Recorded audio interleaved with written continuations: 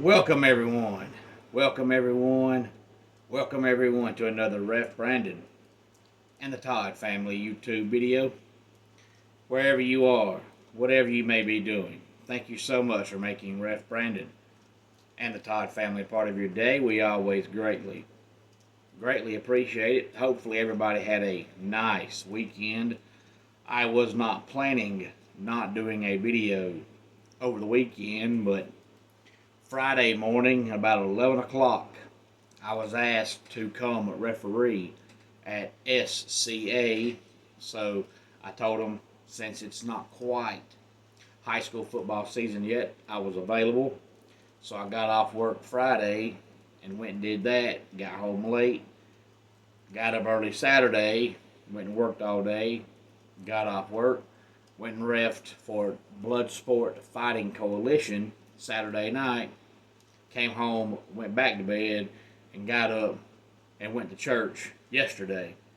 So I thought, you know what? I just want to do a video on Sunday. So I didn't do one Saturday or Sunday, but I had two great nights of refereeing. High school football starts not this Friday, but next Friday. So I was able to go ref for SCA Friday night. They have one of their big shows coming up this Friday, and it will feature a ladder match for the SCA tag team belts. And then Saturday night, Bloodsport Fighting Coalition had their debut show. Now, if you like hardcore matches, it was a good show for you. If you like a lot of bad language and a lot of alcoholic beverages, it was a good show. If you don't like hardcore matches or a lot of bad language, you wouldn't have enjoyed the show, but the wrestling was really, really good. But today here on the channel, I want to talk about SummerSlam because it took place Saturday night. Of course, it was from Cleveland, Ohio. It was the 37th annual SummerSlam. We had 7 matches altogether. Now, if you follow the channel, you know that I previewed SummerSlam whatever day it was last week, where I ran down the card and told you who I thought would win every single match. And then Saturday night, we found out how many matches I got right and how many matches I got wrong. We opened up with Liv Morgan and Rhea Ripley for the Women's World Championship.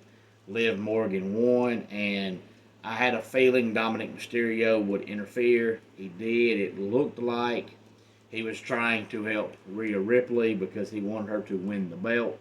And she had a chair, and Dom told her, hey, you can't win with the chair. And then Liv Morgan wins the match. And after the match, Dominic Mysterio kisses Liv Morgan. So we continue the continuation of Liv Morgan and Rhea Ripley's feud, and Dominic Mysterio being caught right in the middle. It's got to be a tough life and a tough job having two beautiful women fighting over you. Braun Breaker defeated Sami Zayn to become the new Intercontinental Champion. LA Knight beat Logan Paul to become the new United States Champion. Nia Jax beat Bayley to become the new WWE Women's Champion. Drew McIntyre beat CM Punk. Gunther defeated Damian Priest to become the new World Heavyweight Champion. And Finn Balor actually helped Gunther win the match. So it looks like Damian Priest and Rhea Ripley are out of the Judgment Day. And then the main event, Cody Rhodes defeats Solo Sikoa to retain the undisputed WWE Championship. I picked Liv Morgan to win. I picked Braun Breaker. I picked LA Knight. I picked Cody Rhodes. I was wrong on the Drew McIntyre match, and I was wrong on the Gunther match, and I was half right in the Nia Jax match. I predicted Nia Jax would beat Bayley, but I thought Tiffany Stratton would then cash in Money in the Bank and defeat Nia Jax. So Nia Jax did win the belt, but Tiffany Stratton did not cash in her money in the bank. It looked like Jacob Fatu was injured, and he was spotted after the show wearing a walking boot, so I'm assuming he was injured, but I do not know how bad it is, if it's an ankle, the foot, the femur, the leg. Not really sure, but he looked like he was in a large amount of pain.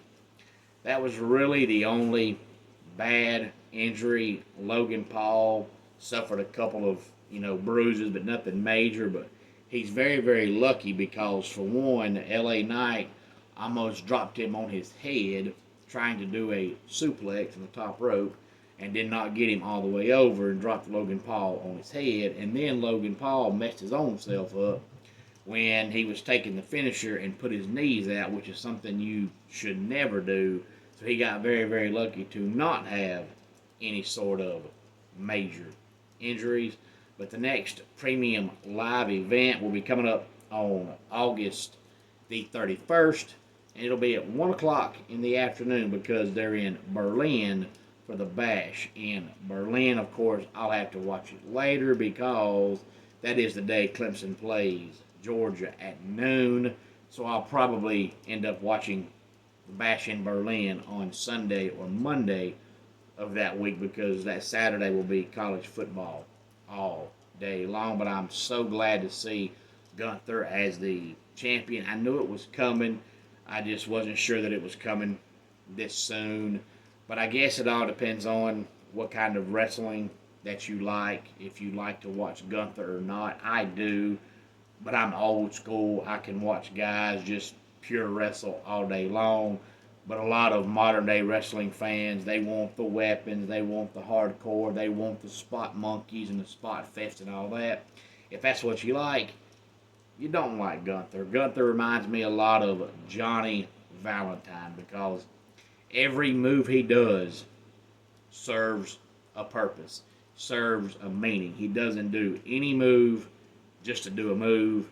He doesn't do any move just to look good. He doesn't do any move to make his opponent look good. He doesn't do spots. He doesn't do high-flying stuff. He just goes out there and wrestles, and that's the way wrestling used to be, and in my opinion, the way wrestling should still be. So if you're an old-school wrestling fan, you like to watch him wrestle. If you're a new-school wrestling fan, you probably don't, but everybody likes their own thing. Me personally, I just like to watch guys wrestle.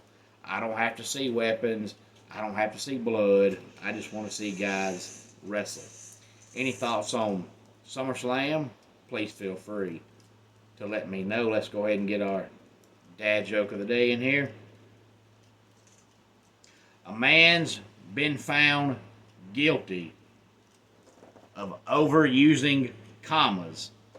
The judge told him to expect a long sentence. And that does it for today's Ref Brandon and the Todd Family YouTube video.